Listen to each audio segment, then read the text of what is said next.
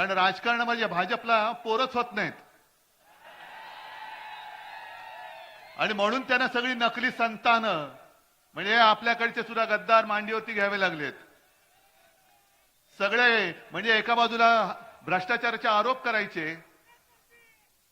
70,000 कोटीचा उपमुख्यमंत्री, तर मुख्यमंत्री कितीचा असेल? हे सगळे नकली संतानं तुम्ही, कारण तुम्हाला मोदीजी राजकारणामध्ये पोरच होत नाही आणि म्हणून आणखीन एक त्यांनी एक नकली संतान मांडीवरती घेतलं. ते तर फारच निघालं वाह्यात. प्रफुल्ल पटेल.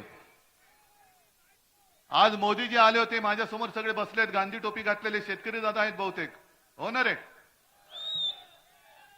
मी काल महाराजांचा जिरेटोप, आज माझ्या शेतकऱ्याची गांधी टोपी. रोज टोप्या बदलणारा माणूस हा देशाचा पंतप्रधान पाहिजे तुम्हाला? आणि प्रफुल्ल पटेलना सांगतोय की पटेल, तुम्ही वाटेल त्याच्या डोक्यात माझ्या महाराजांचा जिरेटोप घालू नका.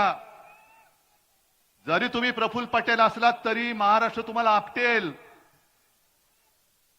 आणि कोणाच्या डोक्यावरती ठेवता तुम्ही? मोदींच्या. काय पात्रता काय त्यांची माझ्या महाराजांच्या बरोबरी करायची? कुठे आहे त्यांची जरा तरी पात्रता आहे? जे आमचे छत्रपती शिवाजी महाराज ज्यांना आम्ही दैवत मानतो, त्यांचं राज्य कसं चालत होतं?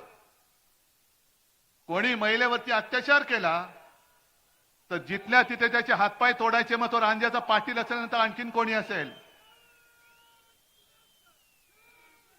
आणि मोदी काय करतायत? एक तर मणिपूरमध्ये महिलांची कशी धिंड निघाली तुम्हाला माहितीये? तिकडे जातच नाही, जायची हिंमत नाही ना मोदींची ना त्या शहांची. म्हणजे जिथे माझे छत्रपती शिवाजी महाराज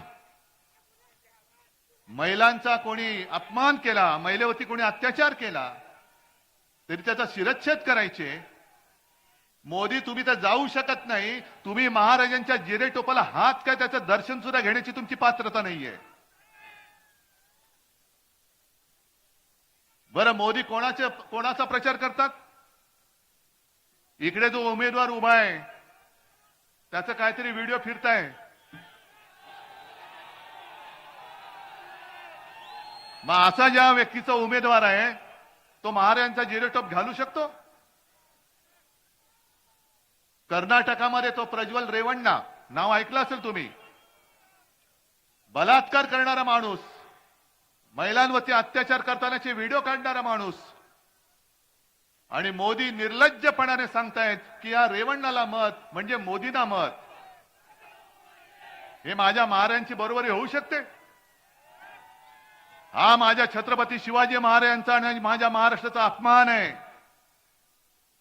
प्रफुल्ल पटेल आज कदाचित बोलले तसं ऐकलं की महाराजांचा अपमान करण्याची आमची तशी काही नव्हती, पण यापुढे दक्षता घेऊ. म्हणजे तुम्हाला सुद्धा कळलंय की तुम्ही ज्यांच्या डोक्यामध्ये महाराजांचा जिरेटोप घातला ते डोकं त्या लायकीचं नाहीये, अजिबात लायकीचं नाहीये. अरे, शेतकऱ्याच्या भाजीच्या देठाला देखील हात लावू नका हे सक्त आदेश देणारे महाराज कुठे? आणि नाशिकमध्ये येऊन कांदा उत्पादक शेतकऱ्यांना अडकवून ठेवणाऱ्यांचे नतद्रष्ट सरकार कुठे? आज इकडे कांदा उत्पादक शेतकरी आलेत का रे? अहो, पोलिसांना मी विचारतो, यांना का नाही वाढवलात? हे कसे आले माझ्या समेत? कारण ही माझी माणसं आहेत, ही माझी माणसं आहेत. आणि कांदा उत्पादक शेतकऱ्यांना सुद्धा सांगतोय, मी जी लढतोय ती माझी लढाई नाही, मी तुमची लढाई लढतोय, तुमच्या सगळ्यांची लढाई लढतोय मी. आणि तुमच्या भरोशावरती मी या हुकुमशहाच्या समोर उभा राहिलेलो आहे. आणि मी त्यांना आव्हान देतोय की आज तुम्हाला मुंबईमध्ये रस्त्यावरती आणलेलं आहे. या माझ्या छत्रपती शिवरायाच्या महाराष्ट्राचा जो अपमान करेल त्याला आम्ही गुडघे टेकायला लावल्याशिवाय राहणार नाही, हे आम्ही महाराजांची शपथ घेऊन मैदानात उतरलेलो आहोत.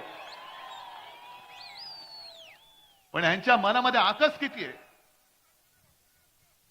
हा माझा कांदा उत्पादक शेतकरी महाराष्ट्राचा आहे, त्याच्यावरती निर्यात बंदी आहे.